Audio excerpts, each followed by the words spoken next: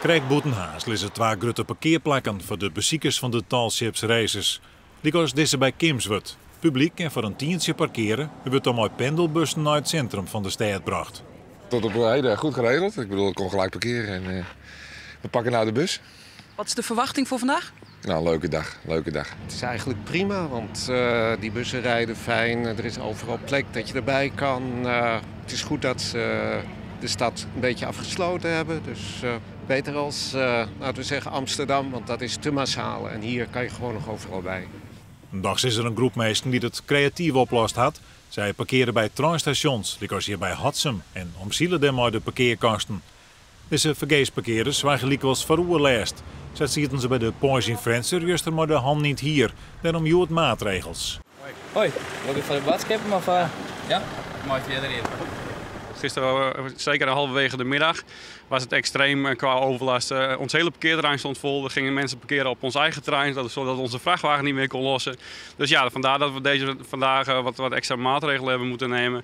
Ja, om overlast voor onszelf te voorkomen natuurlijk. Nou, wij proberen zoveel mogelijk met de politie dat tegen te gaan. Want u moet zich voorstellen dat wij als organisatie hebben wij een evenemententerrein. Daar zijn wij voor verantwoordelijk. Daarvoor hebben wij een vergunning.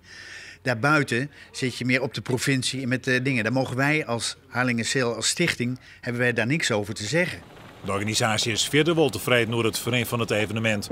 Al maandlang is er nooit tacht door de logistieke puzzel om 350.000 mensen haast goed in en uit te krijgen. Maar binnen de draaiboeken is flexibel genoeg dat het in een dag een stuk drukker wordt in haas.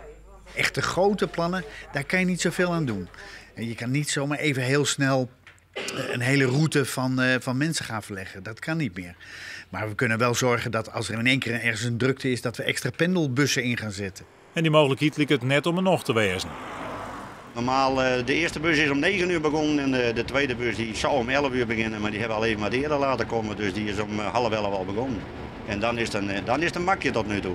Dus er zijn eigenlijk meer mensen dan dat je hem sabatiet verwacht in? Ja, het begint nou wel vroeg. De organisatie verwacht dat sneu en sneu de topdagen worden qua bezoekers. Ze roepen de mensen op om gewoon naar de onwijzige parkeerplekken te komen. Er is genoeg plek.